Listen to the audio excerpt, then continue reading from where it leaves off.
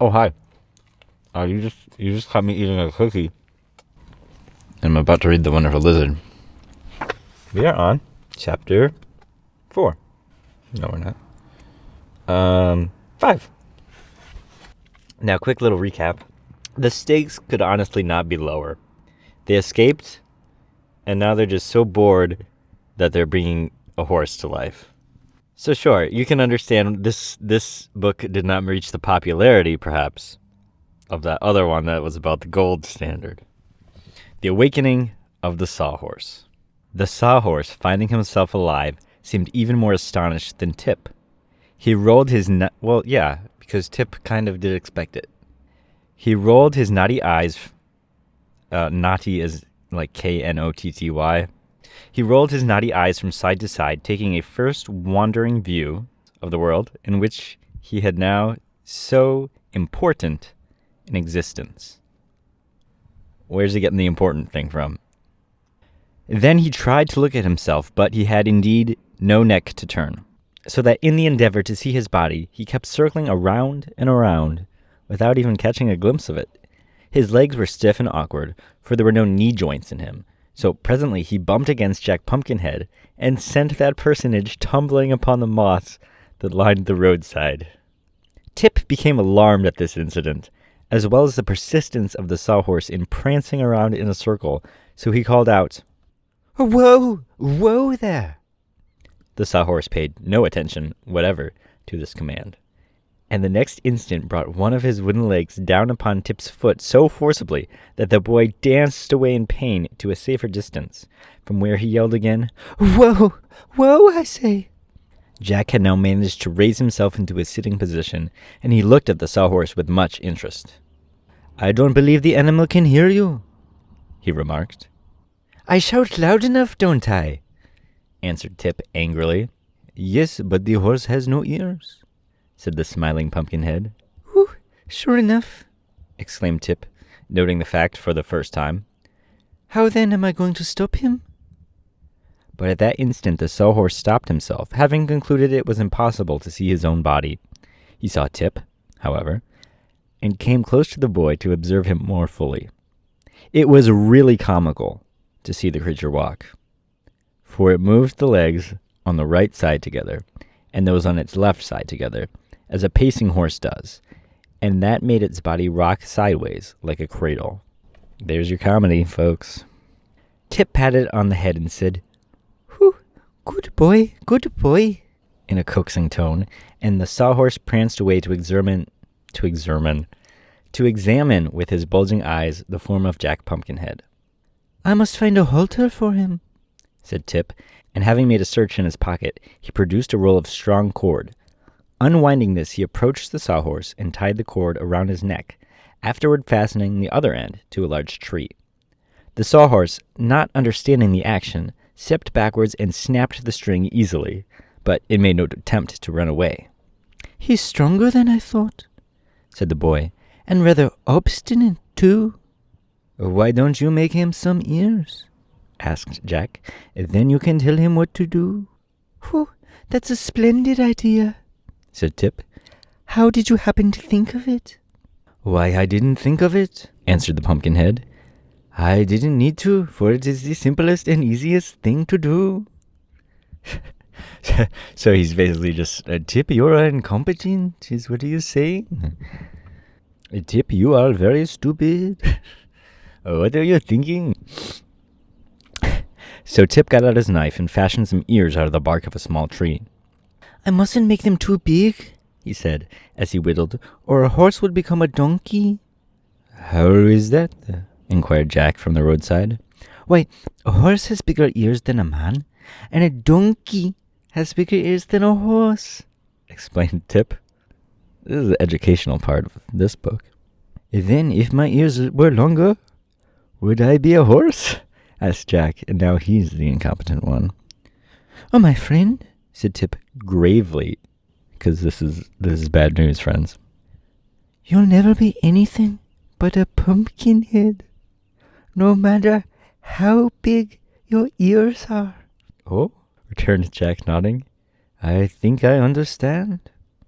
"If you do, You're a wonder, remarked the boy. No, he's not. No, he's not. Oh. But there's no harm in thinking, you understand. I guess these ears are ready now. Will you hold the horse while I stick them on? Certainly, if you help me up, said Jack. So Tip raised him to his feet, and the pumpkin head went to the horse and held its head while the boy bored 2 holes in with his knife blade and inserted the ears. They make him look very handsome, said Jack admiringly. But those words spoken so close to the sawhorse, and being the first sounds he ever heard, so startled the animal that he made a bound forward and tumbled Tip on one side and Jack on the other. Then he continued to rush forward as if frightened by the clatter of his own footsteps. Whoa! Shouted Tip, picking himself up. Whoa! You idiot! Whoa! You idiot! He called him an idiot! Oh. The sawhorse would probably have paid no attention to this, but it just stepped its leg into a gopher hole and stumbled head over heels to the ground, where it lay upon its back, frantically waving its 4 legs in the air. Oh, we shouldn't laugh. Tip ran up to it. You're a nice sort of horse, I must say, he exclaimed.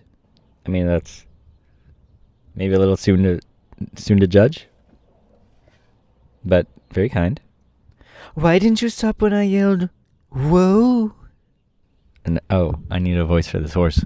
What do horses sound like? Nay, I'm a horse.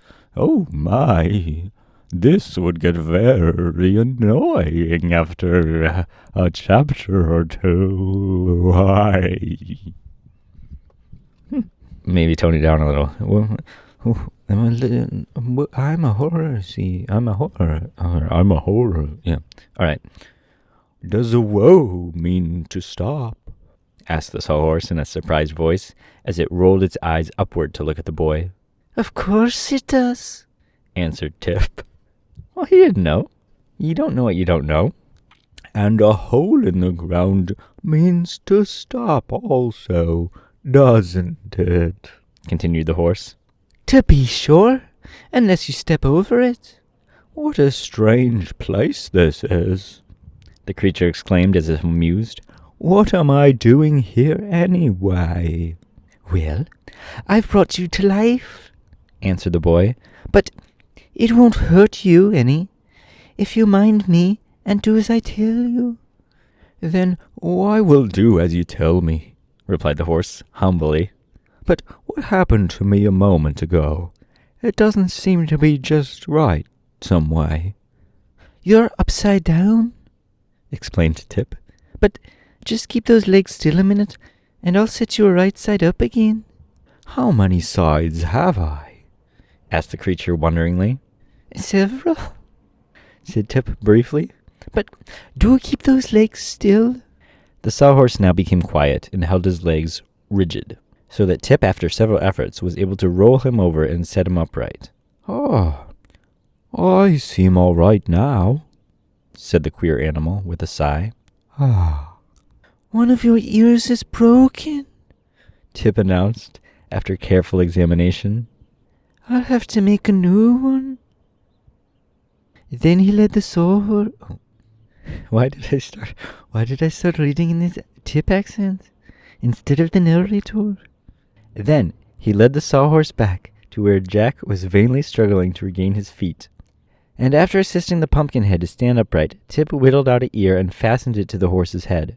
Whoa! Now, he said, addressing his steed, pay attention to what I'm going to tell you. Whoa means to stop. Get up means to walk forward.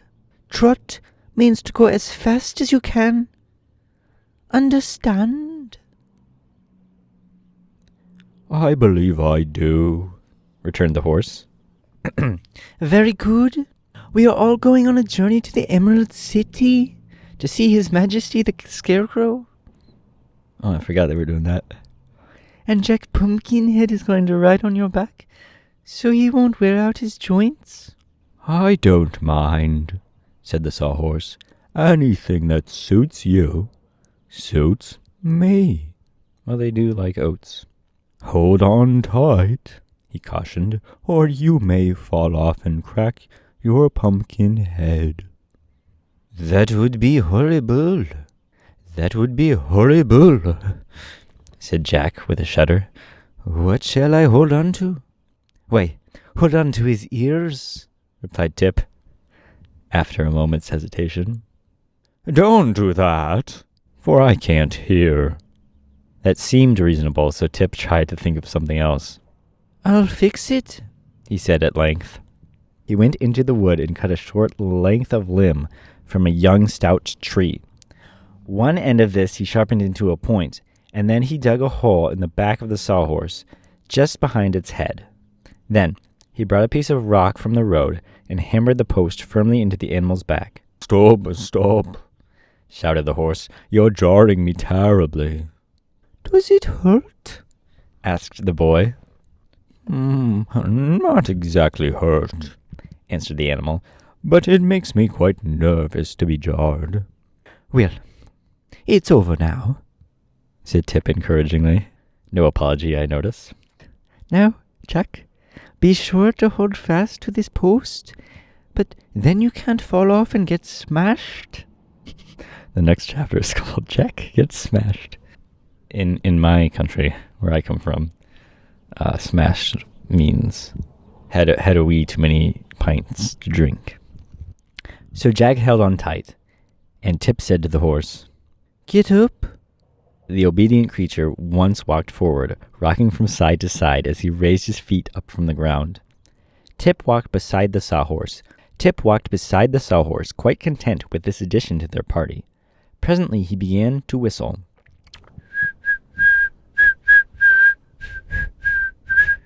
What does that sound mean? Asked the horse. Don't pay any attention to it. Maybe he didn't say it that angrily. Don't pay any attention to it, said Tip. I'm just whistling, and that only means I'm pretty well satisfied. I'd whistle myself if I could push my lips together, remarked Jack. I fear, dear father, that in some respects I am sadly lacking. After journeying on for some distance... Oh, that means Tip didn't respond. No note of encouragement.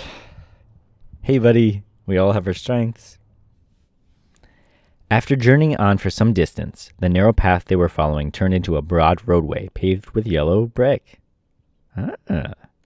By the side of the road, Tip noticed a signpost that read, 9 miles to the Emerald City.